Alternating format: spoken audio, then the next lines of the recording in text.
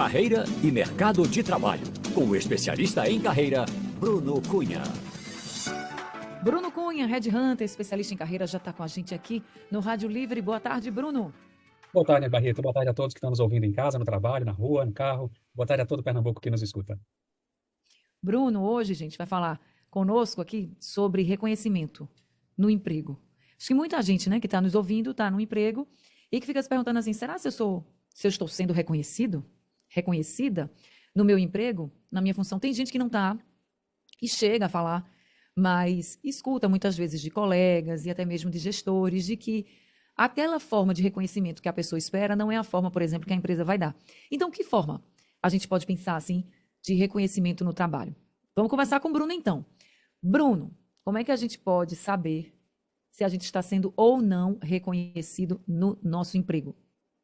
Maravilha, Anne. O reconhecimento no trabalho, no ambiente de trabalho, vai além das palavras de incentivo, né? Está intrinsecamente ligada à valorização do nosso trabalho e às recompensas que a gente recebe por essas contribuições. Então, para entender como os nossos ouvintes se encaixam nesse panorama, né, a pesquisa e análise salarial é um instrumento muito importante para que a gente possa entender o quanto nós estamos sendo reconhecidos ou não mediante o mercado de trabalho na nossa área de atuação. Então, imagine, Ana, a seguinte situação: a gente poder avaliar nossa remuneração não apenas em termos de salário base, mas também em comparação aos profissionais na mesma posição, na nossa área de atuação, na mesma região geográfica, né? Então, a pesquisa salarial, ela nos fornece dados objetivos sobre as faixas salariais, o menor, a mediana e o maior salário de mercado, e a gente pode criar uma visão clara de como a nossa remuneração está comparada ao mercado, frente à média do mercado em si.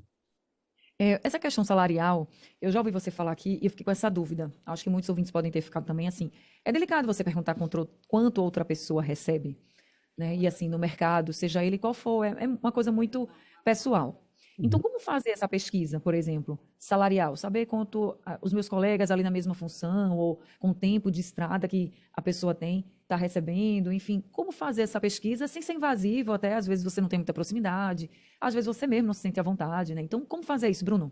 Existem várias ferramentas gratuitas que podem nos subsidiar com essas informações de mercado. Evidentemente que as pesquisas gratuitas, elas não oferecem muitas vezes uma assertividade ou informações integrais de como o mercado de trabalho está, né? Então, eu vou deixar aqui para os nossos ouvintes algumas dicas, né, que eles podem recorrer a essas ferramentas, como o Glassdoor, como o LinkedIn Salary, como o Macato, como o Indeed Salário, como o Love Mondays, o Payscale. São várias ferramentas de pesquisa salarial que existem no Brasil inteiro, né? E que algumas regiões, claro que essas ferramentas, algumas são mais fortes no Sudeste, outras no Nordeste, outras no Brasil todo, enfim, mas mesmo assim nós temos a possibilidade também de contratar um serviço de pesquisa salarial, porque a perspectiva da pesquisa salarial, quando de fato ela nos traz uma informação assertiva, Anne, a gente pode compreender o nosso valor, né, como é que estamos, né, frente ao mercado de trabalho em si, como é que ele se encaixa no nosso mercado, na nossa área de atuação, na nossa região geográfica, e principalmente a gente valida como é que nós estamos frente aos nossos concorrentes, porque a pesquisa salarial ela não só traz o valor salarial, ela também traz a qualificação que está sendo exigida para aquele cargo, ela traz o tempo de experiência que é exigido naquele cargo, naquele nível hierárquico. Ele traz a perspectiva do sexo, das tendências, né, de contratação, do idioma, do inglês, do espanhol. Traz a perspectiva também, não só da questão da idade. Se a gente está avançando na idade, a gente está fugindo daquela realidade de mercado, né? Então, traz várias nuances para que a gente possa realmente, através desses insumos, passar a gerenciar a nossa carreira de forma estratégica, porque a gente vai tendo uma visão mais detalhada dessas práticas salariais em diferentes setores econômicos, por exemplo, na indústria, no comércio ou no serviço, a gente consegue entender como é que a gente se compara frente ao mercado para a gente tomar decisões na nossa carreira, né? Se eu vou ficar nessa empresa atual, se eu vou sair, se eu vou buscar um novo emprego, se eu vou pedir demissão ou se eu vou querer crescer de cargo, tudo isso serve para que a gente possa gerenciar melhor a nossa carreira em si. Eu acho que fazer esse planejamento é muito importante, você está dizendo, né? Porque quando você começa a ter esses números, não são só números, né? Por exemplo, você falou uma questão de idiomas. Então, se você vê ali que os seus colegas estão com bem mais cursos de idiomas que você, então é aquele insight, né, que a gente fala de vamos correr atrás, vamos também ter um diferencial. Acho que não é só número mesmo, né, Bruno? Tem aí muita coisa para a gente ficar em alerta. Muito bem colocado, não tenho dúvida disso. A pesquisa salarial vai além do simplesmente a gente comparar números.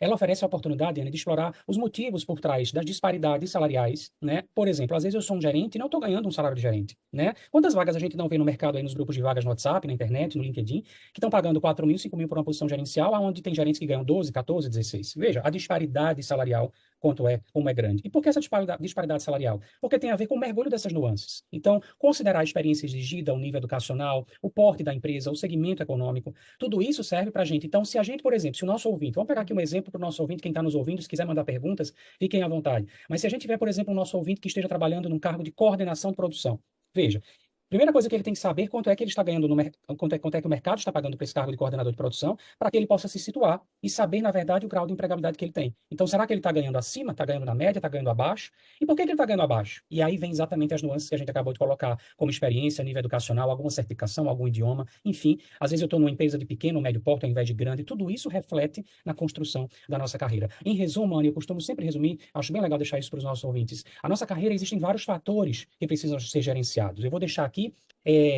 7, tá? Qualificação, tempo de experiência, competências comportamentais, área de atuação, segmento econômico, porte de empresa, tá? Salário.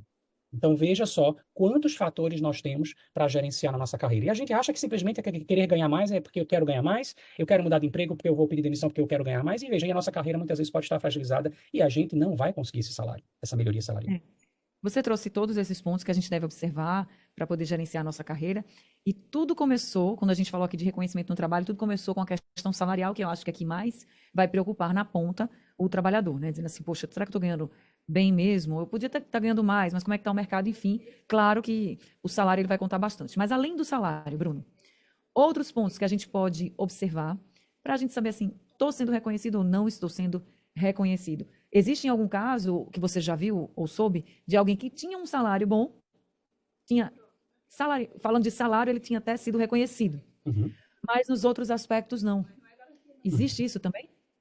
Existe, Anny, porque, na verdade, existem várias motivações humanas, não somente o salário é um fator motivador, né? Como a gente já falou em outros quadros aqui da coluna Mercado, Carreira e Mercado de Trabalho, a gente falou que existem 4 fatores, de forma geral, motivacionais. O ser humano ele pode ser motivado por salário, ele pode ser motivado por cargo, ele pode ser motivado por conhecimento e aprender coisas novas, ele pode ser motivado por uma questão de estabilidade e segurança, né? Então, tem vários fatores motivacionais que estão por trás aí. O prazer, sentir prazer no trabalho também é uma motivação. Então, veja, claro, que o papel do RH das empresas é fazer com que esses colaboradores, nós profissionais, nos motivemos cada vez mais no ambiente de trabalho. Mas é também importante a gente entender, né, diante de todos esses fatores, que o salário pode ser algo menos subjetivo e algo mais objetivo, que pode ser um instrumento para que a gente possa gerenciar melhor a nossa carreira como um todo, né? E aí, sem dúvida, a gente pode trazer aqui outros exemplos de reconhecimento, como você me perguntou, a movimentação vertical, né, de uma perspectiva de cargo, a movimentação horizontal, quando eu saio de um cargo e vou para uma outra área, aprender coisas novas, isso também é um reconhecimento, né? E aí também vem o feedback, também é uma forma de se reconhecer, só que um tapinha nas costas só não é suficiente, né, Anny? A gente precisa realmente